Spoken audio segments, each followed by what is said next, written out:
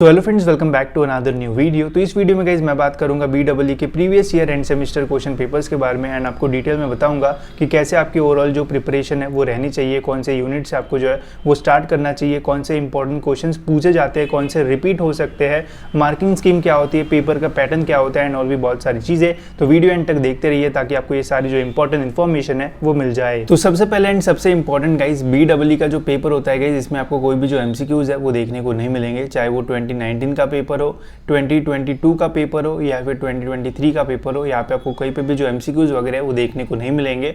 तो जो एमसीक्यूज आपको फिजिक्स, केमिस्ट्री या फिर मैथमेटिक्स वगैरह में देखने को मिलते हैं, जहाँ पे आपको 10 मार्क्स जो है वो थोड़ा इजीली जो है वो मिल जाते हैं, तो वो सीन जो है वो बीडब्ल्यूई में नहीं है। तो यहाँ पे हो सकता है कि आपको पास होना जो है वो थोड़ा और डिफिकल्ट लगे, बट मैं आपको थोड़ी स्ट्रैटेजीज वगैरह बताऊंगा जिससे आपको लगेगा कि नहीं यार, थोड़ी पढ़ाई अगर हम करेंगे तो पास होना भी जो है वो ईजी है। ठीक है, तो सबसे पहले गाइज हम यूनिट्स की बात करते हैं। यूनिट्स के ऊपर कौन से क्वेश्चंस आ सकते हैं वो हम देखेंगे। ठीक है, तो जितना गाइज मैंने स्टडी किया पूरा सिलेबस एंड क्वेश्चन पेपर्स, तो मुझे तो लगता है गाइज कि आपको अपनी जो प्रिपरेशन है वो यूनिट नंबर 3 से ही जो है वो स्टार्ट करना चाहिए। बिकॉज अगर आप यूनिट नंबर 3 से स्टार्ट करोगे तो यूनिट नंबर 4 जो है वो आपके लिए और भी जो है वो ईजी हो जाएगा। एंड अगर आप यूनिट नंबर 3 एंड 4 दोनों अच्छे से कर लेते हो तो आपका पास होने का जो भी सिनेरियो है वो मतलब ऑलमोस्ट जो है वो खत्म हो जाएगा, मतलब इजीली आप जो है वो पास हो जाओगे। बिकॉज दोनों यूनिट मिला के ऑलमोस्ट 35 मार्क्स का जो कंटेंट है वो एग्जाम में पूछा जाएगा, जिसमें अगर आप ऑलमोस्ट 30 के आसपास भी स्कोर करते हो तो आराम से आप पास हो जाओगे। एंड इतना स्कोर करना जो है वो यहाँ पे ईजी भी है, कैसे वो भी बताता हूँ। ठीक है, तो चलिए गाइस यूनिट नंबर 3 के बारे में जो है वो डिटेल में बात करते हैं। तो यूनिट का नाम है guys single phase AC circuits. ठीक है, यहाँ पे गाइज देखो बीडब्ल्यूई के पेपर में जनरली 3-4 चीज़ें जो है वो मेन है। सबसे पहले गाइज जितनी भी डेफिनेशंस मिलेगी वो सारी जो डेफिनेशंस है वो रट लो या फिर याद कर लो, बिकॉज डेफिनेशंस जो है वो आपको ज़रूर काम में आएगी कहीं ना कहीं पे। जो भी डेफिनेशंस आप याद कर रहे हो उनके जो यूनिट्स है वो भी याद करना, बिकॉज ये यूनिट्स आपको वहाँ पे स्टेट करने के लिए भी आ सकते हैं, पूछा जा सकता है। Define and state set unit, या फिर आपको जो भी न्यूमेरिकल्स आएंगे उनके अंदर गाइज आपको वो जो यूनिट्स है वो लिखना पड़ता है, जहाँ पे आपको एक्स्ट्रा जो मार्क्स है वो मिलते हैं। तो डेफिनेशंस एंड यूनिट जो है वो करके जाना। साथ ही में गाइज जो भी मतलब इक्वेशंस या फिर ऐसे मतलब थियोरेटिकल क्वेश्चंस है वो भी थोड़े बहुत जो है वो करके जाना ही जाना, बिकॉज वो पूछे जाते ही है।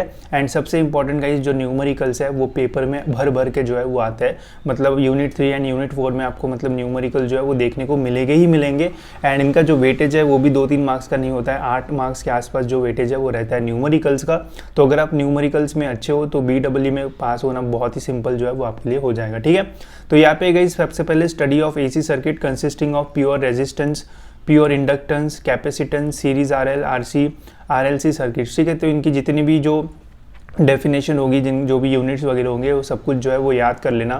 फिर phasor diagram, voltage, current, power, wave forms, resonance in RLC circuit, concept of impedance, ये सारी चीज़ें जो है वो अच्छे से पढ़ लेना भाई। ठीक है, बिकॉज इसमें से कोई भी जो चीज़ है वो पूछी जा सकती है एंड अक्सर जो है वो चीज़ें पूछी जाती है। ठीक है, अगर मैं आपको पेपर दिखाऊँ गाइस तो ये है गाइस 2019 का पेपर।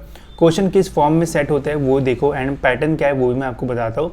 देखो पहला जो यूनिट है वो जनरली 18 मार्क्स के लिए जो है वो आता है, जिसमें जो डिस्ट्रीब्यूशन है पहला क्वेश्चन जो है वो 4 मार्क के लिए आता है, दूसरा जो क्वेश्चन है वो 6 मार्क के लिए आता है। एंड जनरली मैक्सिमम टाइम्स पहले दोनों क्वेश्चन जो है वो थेरोटिकल क्वेश्चन जो है वो रहते हैं, या फिर कोई एक्सप्रेशन डिराइव करने का जो क्वेश्चन है वो पूछा जा सकता है, पहले 2 क्वेश्चन। एंड जो थर्ड क्वेश्चन है जो कि 8 मार्क्स के लिए आता है, ये जनरली हमें जो है मैक्सिमम टाइम्स न्यूमेरिकल फॉर्मेट में जो है वो देखने को मिलता है। ठीक है, तो हमेशा कुछ ऐसा ही जो पैटर्न है वो देखने को मिलता है। चाहिए अगर मैं आपको 2022 का भी दिखाऊँ तो यहाँ पे भी देखो, ये पहला यूनिट 18 मार्क्स के लिए जो है वो आया है। एंड पहले दोनों क्वेश्चन जो है वो थेरोटिकल साइड पे ही है, एंड जो थर्ड वाला है वो 8 नंबर के लिए न्यूमेरिकल का है। ठीक है, 2023 में भी सेम ही जो पैटर्न है वो फॉलो किया गया था, तो मैक्सिमम चांसेस है कि अभी भी जो पेपर होगा उसमें भी सेम ही जो पैटर्न है वो आपको देखने को मिलेगा। पहले दोनों क्वेश्चन 4 और 6 मार्क के लिए एंड थर्ड क्वेश्चन 8 मार्क के लिए। ठीक है, तो सपोज अगर आप न्यूमेरिकल ही करके जाते हो तब भी 8 मार्क्स आपको ईजिली मिल सकते हैं। एंड न्यूमेरिकल में आउट ऑफ मार्क्स लेना जो है वो थोड़ा सिंपल है as compare to theoretical question. ठीक है, तो न्यूमेरिकल्स को बिल्कुल भी मत छोड़ना, बहुत ही इंपॉर्टेंट रहेंगे। ठीक है, अब क्वेश्चंस कैसे बनते हैं वो भी हम देखते हैं। तो देखो यूनिट नंबर 1 में पहला जो क्वेश्चन रहेगा वो जनरली जो है वो डेफिनेशन या फिर छोटा जो क्वेश्चन है जैसे डिफाइन कर दो, उसका यूनिट बता दो, कैरेक्टरिस्टिक्स बता दो, एप्लीकेशन बता दो, इस टाइप का जो है वो रहेगा। जैसे यहाँ पे define active, reactive and apparent power, state their units, ठीक है। तो मतलब आपको इसको डिफाइन करना है एंड इसका जो यूनिट है वो बताना है। तो ऐसे करते करते आपको तीनों लिखना है। Also draw the power triangle of for RL circuit, ठीक है। तो ऐसे करके आपको 4 मार्क के लिए पूछा है। फिर है व्हाट इज सीरीज रेजोनेंस, ठीक है। Derive the expression for resonant frequency. तो पहले में डेफिनेशन टाइप एंड दूसरे में एक्सप्रेशन टाइप का जो क्वेश्चन है वो हमें देखने को मिल जाता है, ठीक है। फिर है गाइज यहाँ पे न्यूमेरिकल। तो न्यूमेरिकल जो है वो हमेशा ध्यान से पढ़ना एंड BEE के न्यूमेरिकल्स की जितनी प्रैक्टिस करोगे उतना ही अच्छा होगा। एंड सबसे इंपॉर्टेंट साइंटिफिक कैलकुलेटर का यूज़ करना जो है वो अच्छे से सीख लो, वो आपको जो है वो काम आएगा, ठीक है। एंड मैंने वीडियो भी बनाया है, उससे आपको समझ में आएगा कि कैसे कैलकुलेटर का यूज़ करना है, ठीक है। तो मैं आपको यही सजेस्ट करूँगा कि जितने भी प्रीवियस ईयर क्वेश्चन पेपर्स में न्यूमेरिकल्स है सभी की प्रैक्टिस करके जाओ। ऑलमोस्ट आपकी जो प्रिपरेशन है वो अच्छी तरीके से हो जाएगी। या फिर अगर आप डिकोड वगैरह है आपके पास तो उनका भी यूज़ कर सकते हो। बुक में भी एक्स्ट्रा जो न्यूमेरिकल्स है वो दिए होते हैं, तो सबकी प्रैक्टिस करके जाओ, आपको आराम से जो न्यूमेरिकल है वो आ जाएगा। एंड न्यूमेरिकल भी गाइस बहुत टफ नहीं होता है, सिंपल सा ही न्यूमेरिकल रहता है, बस अंडरस्टैंडिंग होगी तो आप इजीली निकाल पाओगे। एंड यूनिट कन्वर्जन का जो है वो थोड़ा ध्यान रखना, ठीक है। मेनली आपको ये सारी जो चीज़ है वो इस न्यूमेरिकल में जो है वो फाइंड करना है। वही अगर हम इसके और वाला क्वेश्चन देखते हैं तो यहाँ पे देखो, obtain the expression for current when voltage V equals to VM sine omega WT is applied across purely inductive circuit, ठीक है। तो ये वाला क्वेश्चन है, ये भी जो क्वेश्चन है वो अक्सर मतलब देखा जाता है पेपर में। फिर है derive the expression for power when voltage V equals to VM, ठीक है। तो ऐसे क्वेश्चन जो है वो आते हैं, मतलब ये क्वेश्चन आपको जो है वो 2022-23 में भी जो है वो देखने को मिलेंगे। एंड फिर आप देखो यहाँ पे भी 8 मार्क के लिए जो न्यूमेरिकल है वो पूछा हुआ है। तो सेम ही फॉर्मेट है, बस क्वेश्चन ऊपर आपको क्वेश्चन नंबर 1 में थोड़े अलग क्वेश्चन मिलेंगे, क्वेश्चन नंबर 2 में थोड़ा अलग जो है वो देखने को मिलेगा, बट ऑलमोस्ट फॉर्मेट सेम ही रहेगा। वही अगर हम 2022 में देखते हैं तो यहाँ पे भी देखो सेम उसी टाइप के जो क्वेश्चंस है वो पूछे गए हैं। एंड क्वेश्चन नंबर 2 में भी देखो पहले डिफाइन है, define and state the unit of active, reactive and apparent, मतलब जो 2019 में 2022 में भी सेम ही हमें क्वेश्चन देखने को मिल रहा है। Derive the expression for resonant frequency and comment on impedance current, मतलब ऑलमोस्ट वही कि यार जो छोटी छोटी डेफिनेशंस है उसका लेके पूरा जो क्वेश्चन है वो बनाया है। एंड फिर derive the expression for power, and ये वाला जो क्वेश्चन है वो भी काफ़ी पॉपुलर है, तो इसकी भी प्रैक्टिस जो है वो करके जाना, ठीक है। तो जितने भी प्रीवियस ईयर क्वेश्चन है उनकी भी प्रैक्टिस करते हो तो आपके अच्छे खासे आंसर्स जो है वो पेपर में बन सकते हैं, जितना मुझे लग रहा है। एंड फिर अगर हम 2023 का पेपर देखते हैं जो कि सबसे लेटेस्ट है, यहाँ पे भी सेम ही पैटर्न है। यहाँ पे भी आप देख सकते हो पहले क्वेश्चन में वही थोड़ा डिफाइन वाला टाइप है, define impedance, draw the impedance triangle, फिर obtain the expression for current, ठीक है। तो ये एक्सप्रेशन करंट वाला एक्सप्रेशन आने के बहुत चांसेस है, ठीक है, जो V इक्वल्स टू VM वाला साइन वाला है। फिर है यहाँ पे फिर से न्यूमेरिकल, ठीक है। तो इसकी प्रैक्टिस करना है। एंड यहाँ पे देखो इतनी सारी जो चीज़ है वो यहाँ पे आपको निकालनी है, ठीक है। जब ये सारी चीज़ें आप निकालोगे तो उनके सामने उनका यूनिट देना बहुत इंपॉर्टेंट है, नहीं तो आपके हाफ मार्क्स कटते कटते कटते आपको मतलब बहुत कम मार्क्स मिलेंगे अगर आप सही से यूनिट जो है वो डिफाइन नहीं करोगे तो, ठीक है। एंड यहाँ पे क्वेश्चन नंबर 2 भी अगर हम देखते हैं तो सेम उसी तरीके के जो क्वेश्चन है वो पूछे गए हैं, डेफिनेशन, एक्सप्रेशन एंड न्यूमेरिकल, ठीक है। तो इन सभी की प्रैक्टिस करके जाओ, आपको बहुत ही अच्छे जो मार्क्स है वो मिल सकते हैं यूनिट 1 में। अब बात करते हैं गाइज हम यूनिट नंबर 2 के बारे में। तो यूनिट नंबर 2 है गाइज पॉलीफेज। अगर आपका सिंगल फेज बहुत अच्छी तरीके से हो गया एंड सपोज अगर आप सिंगल फेज के सारे न्यूमेरिकल्स बना सकते हो तो समझ लो गाइज कि आप पॉलीफेज जो है वो और भी अच्छी तरीके से जो है वो सॉल्व कर पाओगे, ज़्यादा आपको जो प्रॉब्लम्स है वो नहीं आएंगे। इसलिए मैं बोल रहा हूँ कि अगर आप यूनिट 3 करते हो तो यूनिट 4 जो है वो आपके लिए और भी जो है वो ईजी हो जाएगा। पॉलीफेज में भी गाइज कुछ इसी तरीके से जो क्वेश्चंस है वो पूछे जाएंगे जैसे यूनिट नंबर 3 में जो है वो पूछे जाते हैं। यहाँ पे पॉलीफेज में 2 सेक्शन है, एक है पॉलीफेज AC सर्किट एंड दूसरा है सिंगल फेज ट्रांसफार्मर, ठीक है। तो ट्रांसफार्मर में भी आपको कुछ जो क्वेश्चंस है वो देखने को मिल जाएंगे जैसे वर्किंग, कंस्ट्रक्शन टाइप के क्वेश्चंस। एंड मैं आपको पेपर भी दिखा देता हूँ जिससे आपको समझ में आएगा। जो यूनिट नंबर 4 है इसका जो वेटेज है वो जनरली 17 मार्क्स का में जो है वो देखने को मिलता है। एंड जो वेटेज है वो कुछ इस तरीके से डिस्ट्रीब्यूट होता है। पहला क्वेश्चन आता है 3 मार्क्स का जिसमें जनरली डेफिनेशन टाइप के जो क्वेश्चन है वो रहता है, फिर एक 6 मार्क्स का इसमें एक्सप्रेशन टाइप क्वेश्चन, एंड फिर 8 मार्क का जिसमें आपको जो न्यूमेरिकल है वो जनरली जो है वो देखने को मिल जाएगा, ठीक है। तो ये होता है 17 मार्क्स के लिए, दोनों मिला के 35 मार्क्स हो जाएंगे यूनिट 3 एंड यूनिट 4 को मिला के, ठीक है। तो यहाँ पे भी क्वेश्चन देखो गाइज डिफाइन वाले टाइप ऑफ क्वेश्चंस है, phase, sequence, balance and unbalance. तो इसमें गाइज यूनिट नंबर 4 में जितने भी आपको डेफिनेशंस मिलते हैं एक तो सभी को आप एक साथ लिख के रख सकते हो कि यूनिट नंबर 3 में इतने हैं, उनके यूनिट क्या है, उनका फॉर्मूला क्या है। एंड दूसरे पेज पे आप लिख सकते हो कि यूनिट नंबर 4 में कितने डेफिनेशंस है, उनके यूनिट्स एंड उनके फॉर्मूलेज ज़रूर आपको काम आएंगे। रोज़ अगर एक बार आप रिवाइज करते हो तो पेपर आने तक आपकी पूरी जो प्रैक्टिस है वो भी अच्छे तरीके से जो है वो हो जाएगी, ठीक है।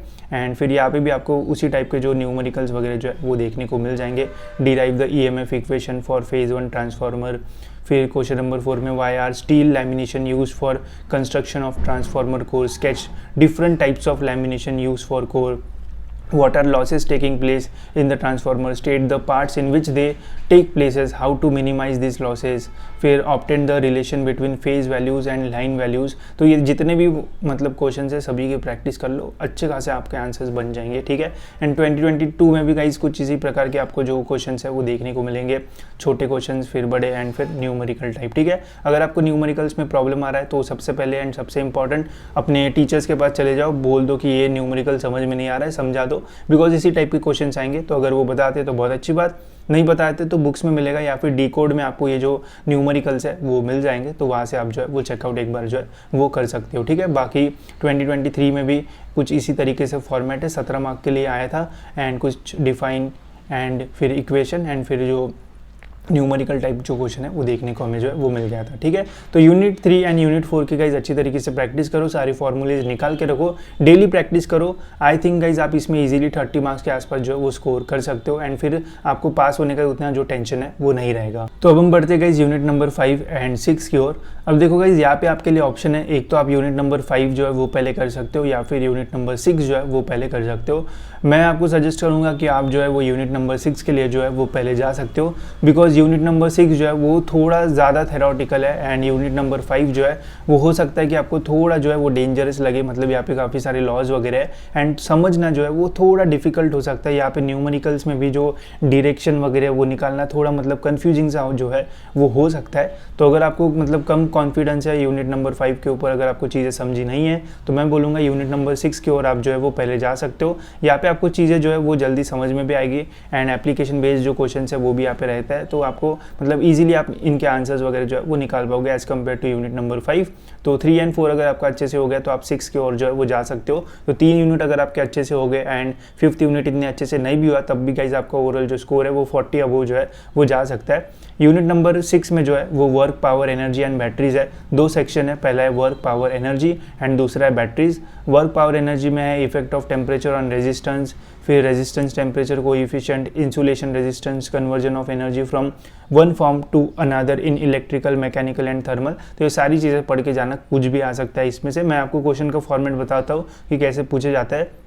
फिर बैटरीज में different types of batteries, construction, working. तो बैटरीज का कंस्ट्रक्शन, वर्किंग ऐसा डायरेक्ट जो क्वेश्चन है वो अच्छे खासे मार्क्स के लिए जो है वो आ सकता है, तो बिल्कुल इसको जो है वो छोड़ना मत। अगर आप यूनिट 5 छोड़ के 6 कर रहे हो तो 6 को अच्छे से करना ताकि आपके तीनों यूनिट अच्छे से हो जाए एंड फिर तो मतलब आपको बहुत अच्छे मार्क्स मिल जाएंगे, ठीक है। देखते हैं कैसे क्वेश्चन पूछे जा सकते हैं 6th यूनिट पे।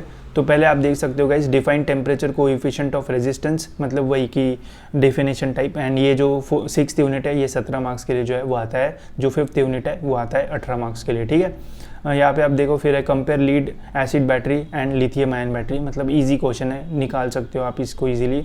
फिर यहाँ पे भी आपको न्यूमेरिकल टाइप क्वेश्चन मिलेगा घर का बिल निकालने के लिए, मतलब the electrical load of a bungalow is as follows, find daily energy consumption, monthly electric bill. तो इसे आप मतलब आराम से निकाल सकते हो अगर आपके पास टाइम है तो आप इन्हें मतलब देख के वैल्यूज़ पुट अप करके सारी चीज़ें को कैलकुलेट करके फिर इजीली जो है वो कैलकुलेट कर सकते हो। थोड़ी इजी फॉर्मेट में यहाँ पे आपको न्यूमेरिकल जो है वो देखने को मिलेंगे। इसके अलावा गाइज ये वाला जो एक्सप्रेशन है वो इस बार ध्यान से देखो, ठीक है। इस वाले एक्सप्रेशन को अलग अलग तोड़ मोड़ के पूछा मतलब मैक्सिमम टाइम्स पूछा जाता है। तो इस वाले एक्सप्रेशन को जो है मतलब इसके जितने भी वैरायटी के क्वेश्चंस बनते होंगे इसको जो है वो करके जाना ज़रूर, आपको ये पेपर में जो है वो देखने को मिल सकता है। बाकी mainly questions definitions and batteries के ऊपर ही जो है वो आपको देखने को मिलेंगे इस पेपर में। एंड बाकी पेपर्स में भी अगर हम देखते हैं तो क्वेश्चन नंबर 7 एंड 8 में ये वाला जो एक्सप्रेशन है वो आपको देखने को मिलता है मैक्सिमम टाइम्स। तो इसे जो है वो बिल्कुल मत छोड़ना, इसे करके जाना। एंड इसके जो न्यूमेरिकल्स है वो बहुत सिंपल है एज़ कम्पेयर टू बाकी यूनिट के जो न्यूमेरिकल्स है वो, तो इनको अच्छे से प्रैक्टिस करके जाना तो आपका ईजिली जो 6th यूनिट है वो हो जाएगा, ठीक है। बाकी ये जो पेपर्स है वो आपको मेरे ऐप पे मिल जाएंगे, लिंक डिस्क्रिप्शन में, वहाँ पे मैंने सारे अरेंज करके रखे हैं फर्स्ट ईयर के, तो वहाँ से डाउनलोड कर लेना, तो आपको मतलब ये प्रैक्टिस करने मिल जाएंगे। एंड वही 2023 में भी आप देखोगे तो यहाँ पे भी गाइस देखो यही जो एक्सप्रेशन है वो आपको देखने को मिलेगा, इससे इसको प्रूव करो, उससे वो निकालो, इस टाइप का क्वेश्चन इसके ऊपर जो है वो आता ही आता है। बाकी तो फिर definition and numerical type question ही जो है वो यूनिट नंबर 6 के ऊपर जो है वो पूछे जाते हैं, ठीक है। तो यूनिट नंबर 6 ईजी है एज़ कम्पेयर टू 5, तो उसके लिए जा सकते हो एंड वहाँ पे आपको और अच्छे मार्क्स मिल सकते हैं। तो थोड़ा ज़्यादा इसको जो है वो मतलब टाइम दे सकते हो एंड प्रैक्टिस कर सकते हो ताकि आपको ओवरऑल अच्छे मार्क्स जो है वो मिल जाए, ठीक है। तो 3 यूनिट के बारे में मैंने आपको बता दिया। अगर 3 यूनिट बहुत अच्छे से होते हैं तब भी गाइज सफिशिएंट है एंड फिर गाइज आपको और अच्छा स्कोर करना है तो फिर आप जो है वो 5th यूनिट के लिए जा सकते हो, ठीक है। 5th यूनिट को बिल्कुल भी छोड़ना मत। अब छोड़ना मत मतलब कि गाइज देखो कि ऐसा नहीं कि पूरा यूनिट ही छोड़ दिया, देखा ही नहीं एंड क्वेश्चन पेपर में क्वेश्चन आया तो बिल्कुल छोड़ ही दिया कि क्वेश्चन पेपर में बस 3 ही क्वेश्चन सॉल्व करना है, ऐसा मत करना। अगर आपके 3 यूनिट अच्छे हो गए एंड आपके पास इतना टाइम नहीं बचा है तो थोड़ा ऊपर से पढ़ लेना। अगर आपके पास अच्छा खासा टाइम है तो फिर आप यूनिट नंबर 5 के लिए भी जो है वो अच्छे से जाओ, ट्राई करो यार, मैक्स टू मैक्स मार्क्स निकालो। बिकॉज अगर आपके इसमें मार्क्स अच्छे रहेंगे एंड कोई पेपर और अच्छा नहीं जाता है तो फिर हो सकता है कि इन्हीं मार्क्स की वजह से आपका ओवरऑल जो पॉइंटर है वो और अच्छा बने। तो अगर आपके पास टाइम है तो फिर यूनिट नंबर 5 के लिए भी जो है वो जाओ। यहाँ पे गाइस कुछ आपको थ्योरम्स वगैरह टाइप ऑफ क्वेश्चंस मिलेंगे, फिर यहाँ पे स्टार डेल्टा ये सारे क्वेश्चंस मिलेंगे। इसमें एक क्वेश्चन है गाइस जो कि अक्सर मुझे पेपर्स में जो है वो देखने को मिला, जो कि आंख बंद करके जो है वो करके चले जाना, अगर आता है तो बहुत अच्छी बात रहेगी। देखते हैं वो कौन सा क्वेश्चन है। तो यहाँ पे रहेंगे क्वेश्चन 5 से लेके तो 6 में। तो यह है पहला, define the ideal and practical voltage source, draw their V I characteristics. तो ये कर सकते हो, इसमें आने के चांसेस है। फिर find the flowing current through a b using Kirchhoff's law analysis for the current shown all the resistance are in ohm. तो ये अगर आपको करना है तो कर सकते हो। ऐसे क्वेश्चन पूछे जाते हैं जनरली इस पेपर मतलब पेपर में एंड 5th यूनिट से। फिर है derive the equation convert delta connected resistive circuit into equivalent star. तो स्टार एंड डेल्टा भी आता ही आता है, तो एक तो स्टार से डेल्टा आएगा नहीं तो डेल्टा से स्टार आएगा, तो ये कर लो। एंड जो क्वेश्चन मैंने बोला था अक्सर देखने को मिलता है वो ये है guys, state and explain KCL and KVL। मतलब बहुत टाइम देखने को मिलता है ये क्वेश्चन। तो अगर आप 5th यूनिट जा रहे हो तो भाई सबसे पहले ये क्वेश्चन आंख बंद करके रट लो, जो भी करना है कर लो। ये क्वेश्चन आने के चांसेस रहते हैं, ठीक है। मैक्सिमम टाइम्स तो रहते हैं, 100% श्योर नहीं हूँ बट आता है ये क्वेश्चन, ठीक है। यहाँ पे भी 18 मार्क्स के लिए जो क्वेश्चन है वो पूछा जाता है, 4 मार्क्स के लिए डेफिनेशन टाइप, 6 में एक्सप्रेशन या फिर हल्का फुल्का 2-3 चीज़ों को मिक्स करके, एंड 8 नंबर पे जनरली जो न्यूमेरिकल है वो पूछा जाता है, ठीक है। तो यहाँ पे भी आपको कुछ न्यूमेरिकल टाइप क्वेश्चन जो है वो देखने को मिलेंगे। एंड अगर मैं नेक्स्ट पेपर दिखाऊँ तो यहाँ पे भी आपको ये KCL KVL वाला जो है वो देखने को मिल सकता है। यहाँ पे भी है define practical voltage source, explain it meanings. तो ये सारी चीज़ें, derive the equation two convert delta connected resistive circuit into equivalent star. तो स्टार एंड डेल्टा हमेशा पूछा जाता है, ये भी इंपॉर्टेंट है। 6 मार्क्स आप यहाँ से ग्रैब कर सकते हो, तो इसकी प्रैक्टिस कर लो अच्छे से। फिर यहाँ पे है ये न्यूमेरिकल, तो ये समझने को थोड़ा डिफिकल्ट हो सकता है, डायरेक्शन वगैरह अगर समझता है तो सॉल्व करने की प्रैक्टिस करो। यहाँ पे भी देखो state and explain KCL and KVL है, तो ऑप्शन में आपको ये क्वेश्चन मिल सकता है। स्टार एंड डेल्टा एक अलग इसमें मिलेगा एंड KCL एंड KVL एक अलग इसमें मिलेगा। तो ऐसा आपको जनरली फॉर्मेट मिलेगा पेपर में, ठीक है। बाकी तो फिर वही थेवेनिन्स थ्योरम वगैरह पूछा जाता है। अगर करना है तो करो, अगर छोड़ना है तो छोड़ भी सकते हो, इतना लोड मत लो। 3 यूनिट भी कर लिए फिर ये भी करने जा रहे हो, तो अगर बहुत टाइम कम बचा है तो मेन करो। बाकी जो थोड़े समझने में हार्ड है उनको अगर आप छोड़ते भी हो तो ऐसे कोई प्रॉब्लम नहीं आएगा, ठीक है। फिर अगर हम 2023 का पेपर देखते हैं तो यहाँ पे भी अगर हम देखते हैं 5 एंड 6 में, तो यहाँ पे भी देखो भाई ये क्वेश्चन पता नहीं सारे एग्जाम में जो भी पेपर सेट करते हैं ये डाल दिया, ये तो कंपलसरी डालना ही है। स्टार एंड डेल्टा जो है वो डालना ही डालना है। एक यहाँ पे भी है स्टार एंड डेल्टा, तो ये क्वेश्चन बहुत ही मतलब थोड़े एक्सपेक्टेबल है, तो ये करके जाओ। अगर आते हैं तो बहुत ही अच्छी बात है, फ्री के मार्क्स आपको मिल जाएंगे, ठीक है। बाकी तो फिर इस टाइप के जो न्यूमेरिकल्स है वो यहाँ पे आपको पूछे जाएंगे, ठीक है। सुपर पोजिशन या फिर थेवेनिन्स वाले, तो ये भी यूनिट ईजी हो सकता है अगर आपको चीज़ें समझती है तो। बाकी मैंने इंपॉर्टेंट क्वेश्चन बताया वो करके जाओ। अगर चीज़ें नहीं समझ में आ रही है तो थ्योरी में आप अच्छे खासे जो मार्क्स है वो यहाँ पे कमा सकते हो, ठीक है।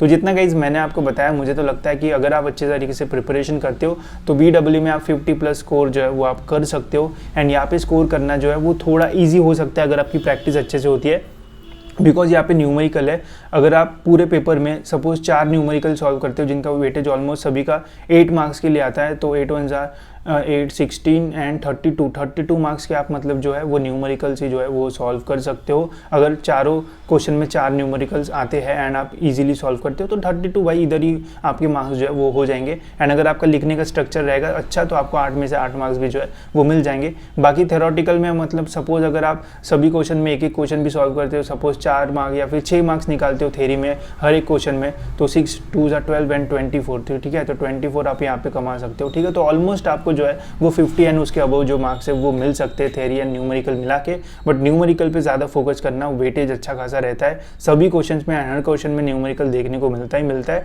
तो उन्हें छोड़ने की गलती मत करना, बिकॉज उन्हें अगर छोड़ोगे तो फिर पास होने का जो है वो आपको डिफिकल्टीज फेस करना पड़ सकता है। बाकी सारे जो क्वेश्चन पेपर्स है वो मेरी ऐप पे आपको मिल जाएगी, या फिर टेलीग्राम ग्रुप ज्वाइन कर लो, वहाँ पे मैं डाल दूंगा। एंड और कोई अपडेट्स आते हैं तो वो भी मैं वहाँ पे जो है वो डाल दूंगा, ठीक है। इसके अलावा गाइज अभी और कौन से पेपर का आपको ऐसा वीडियो चाहिए कमेंट्स में बताना। एंड और कुछ चीज़ें आपको पूछनी होगी तो वो भी कमेंट्स में पूछिए, तो मैं आपको ट्राई करूंगा कि सभी क्वेश्चंस के जो आंसर है वो दे दूँ, ठीक है। तो इस वीडियो में इतना ही। होप्स आपके वीडियो इन्फॉर्मेटिव लगा होगा। एंड ऐसे वीडियोज़ के लिए गाइज चैनल को सब्सक्राइब जरूर से कर लेना, ताकि आपको टाइम पे सारे जो अपडेट्स है वो मिलते रहे।